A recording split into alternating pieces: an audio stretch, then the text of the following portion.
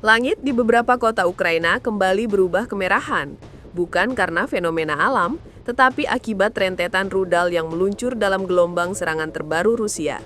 Dari laporan lapangan, cahaya dari rudal KH-101, kaliber hingga KH-22 tampak bersilangan seperti garis api yang memecah malam.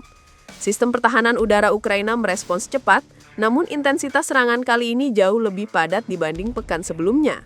Beberapa drone yang oleh militer Ukraina disebut sebagai Geran 2 terlihat bergerak perlahan namun konsisten menembus celah pertahanan.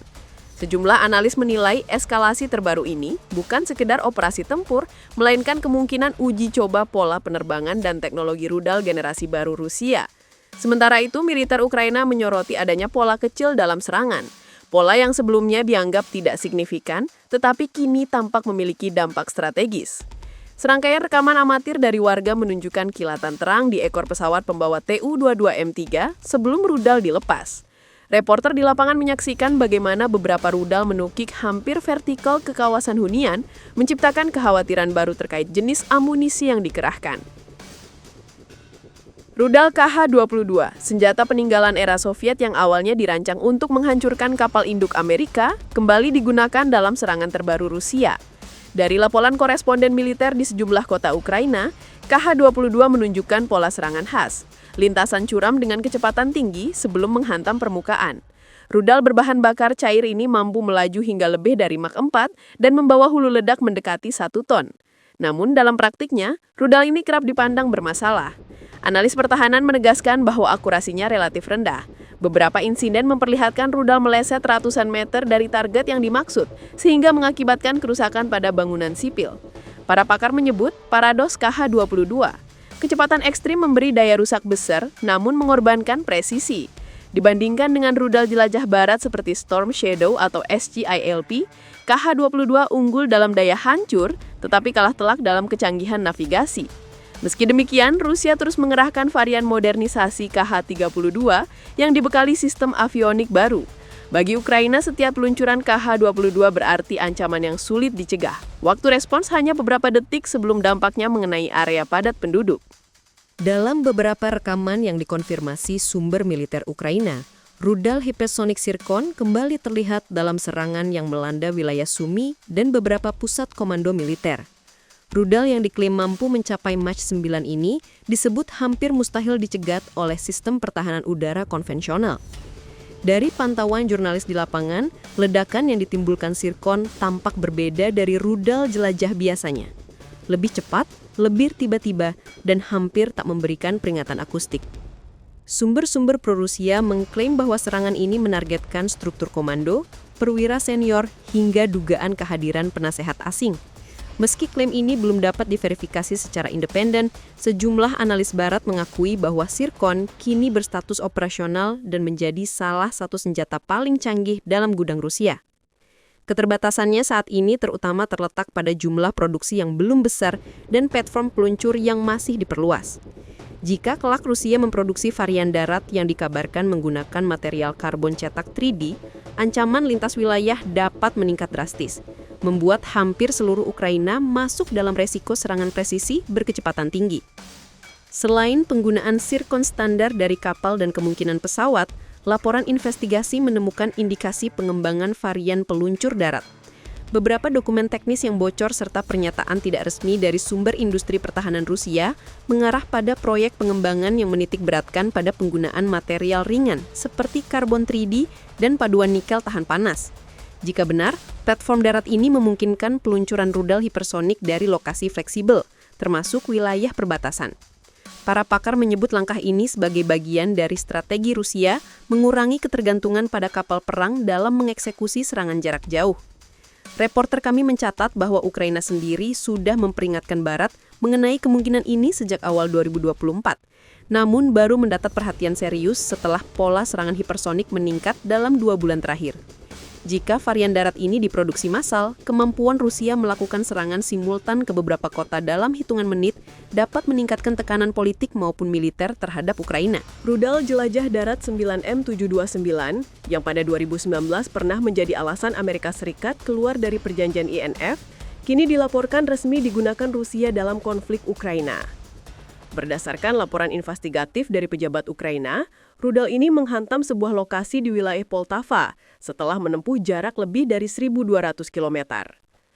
Analis menyebut bahwa 9M729 memiliki jangkauan jauh lebih besar dari rudal jelajah darat standar, bahkan diperkirakan mampu mencapai 2.500 km dalam konfigurasi tertentu. Senjata ini dapat diluncurkan dari kendaraan roda, memberi fleksibilitas perpindahan lokasi yang cepat. Dalam beberapa foto yang diverifikasi, puing yang ditemukan memiliki ciri khas varian 9M729. Keberadaan rudal ini menandai peningkatan jangkauan serangan Rusia tanpa harus menempatkan pesawat atau kapal dalam resiko. Pengamat internasional menyebut pengoperasian 9M729 sebagai sinyal strategis. Rusia kini mampu menyerang area yang sebelumnya dianggap relatif aman di barat Ukraina. Walaupun 9M729 memiliki keunggulan jangkauan dan hulu ledak sekitar 450 kg, rudal ini tetap memiliki keterbatasan. Kecepatannya yang subsonik membuatnya relatif mudah dideteksi dan ditembak jatuh jika radar Ukraina mengidentifikasinya sejak awal. Namun laporan teranyar menunjukkan Rusia kini menggunakan pola serangan berlapis. Drone dan rudal lain diluncurkan terlebih dahulu untuk mengalihkan perhatian radar, sementara 9M729 bergerak memanfaatkan celah yang terbuka. Reporter militer kami mencatat bahwa strategi ini konsisten dengan pola serangan Rusia beberapa bulan terakhir, kombinasi saturasi drone, rudal jelajah, dan rudal balistik dalam waktu yang hampir bersamaan. Meski Ukraina berhasil menembak jatuh beberapa objek udara, sejumlah 9M729 tetap mencapai target. Dengan kemampuan membawa hulu ledak konvensional maupun nuklir, kemunculan rudal ini kembali memicu perdebatan komunitas internasional mengenai stabilitas strategis kawasan. Bom luncur FAB-250, FAB-500, dan FAB-1500 kini menjadi salah satu jenis amunisi paling sering terlihat dalam serangan garis depan Rusia. Awalnya bom bodoh era Soviet tanpa sistem pemandu, kini bom-bom tersebut dimodifikasi dengan kit sayap, modul navigasi satelit, hingga tambahan mesin turbojet buatan Tiongkok pada beberapa model. Laporan eksklusif reporter kami di dekat garis depan menunjukkan bahwa bom luncur ini dapat dilepaskan dari pesawat Su-34 pada jarak puluhan hingga ratusan kilometer dari target, sehingga pesawat Rusia tidak perlu memasuki zona pertahanan udara Ukraina. Dari sisi biaya, FAB jauh lebih murah dibanding GDAM atau Storm Shadow milik Barat, namun masih mampu memberikan daya rusak besar. Data lapangan menunjukkan peningkatan penggunaan FAB-1500 dalam 2 bulan terakhir, terutama untuk menghancurkan posisi fortifikasi Ukraina. Para analis menyebut bahwa kombinasi harga murah dan volume produksi besar membuat bom luncur ini sangat efektif pada perang jangka panjang. Rusia kini diduga menggunakan KN-23, rudal balistik jarak pendek buatan Korea Utara, dalam rangkaian serangan terbaru. Berdasarkan penilaian ahli, rudal ini memiliki kemampuan manuver terminal yang menyerupai Iskander-M, dengan jangkauan 600 hingga 700 km serta hulu ledak mencapai 500 kg.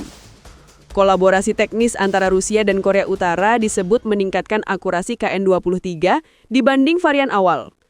Beberapa sumber menyatakan rudal ini diluncurkan bersamaan dengan rudal S-300 yang diarahkan sebagai pengalih perhatian. Reporter kami melaporkan bahwa pola peluncuran kombinasi seperti ini mengacaukan sistem pertahanan udara Ukraina, membuatnya harus membagi konsentrasi antara ancaman balistik dan proyektil berkecepatan rendah. Meskipun belum ada konfirmasi resmi dari pemerintah Rusia, bukti visual yang beredar di media sosial memperlihatkan puing yang menyerupai desain KN-23. Jika penggunaan senjata ini berlanjut, ini dapat memperluas kapasitas serangan Rusia terhadap wilayah strategis Ukraina. Drone Forpost, turunan dari UAV Israel Searcher yang kini diproduksi penuh di Rusia, digunakan dalam berbagai serangan presisi terhadap posisi militer Ukraina. Varian terbarunya, Forpost R dan Forpost AR, telah menerima pembaruan avionik, mesin baru, serta kemampuan membawa amunisi berpemandu KAB-20. Dari laporan jurnalis di garis depan, drone ini terbang hingga 18 jam dengan radius 250 hingga 350 km.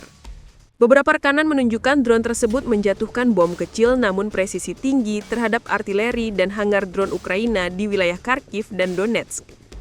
Daya ledaknya memang relatif kecil, namun akurasi serangannya membuatnya efektif untuk melumpuhkan aset bernilai tinggi tanpa harus menggunakan rudal mahal.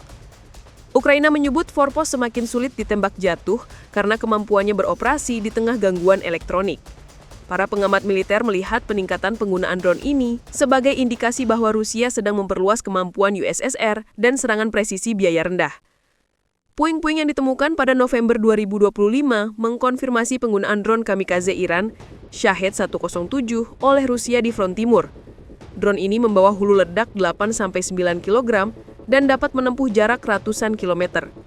Dari laporan koresponden kami, Rusia tengah mempersiapkan lini produksi lokal yang memanfaatkan suku cadang dan transfer teknologi dari Iran, mirip proyek Alabuga sebelumnya. Di tengah meningkatnya ancaman dari Rusia, negara-negara barat berupaya memperkuat pertahanan Ukraina melalui pengiriman sistem seperti SAM-TT dan Skynex. Namun, krisis internal Ukraina justru semakin parah. Data resmi mencatat lebih dari 310.000 kasus mangkir dan disersi sejak 2022, termasuk 21.602 kasus hanya dalam 1 bulan. Kebijakan emigrasi baru bagi usia 18-22 tahun memperburuk kekurangan personil. Skandal korupsi dan ketegangan politik menambah beban. Analis memperingatkan bahwa dalam kondisi ini, bantuan militer saja tidak cukup mengubah arah perang. Risiko kehilangan wilayah semakin besar.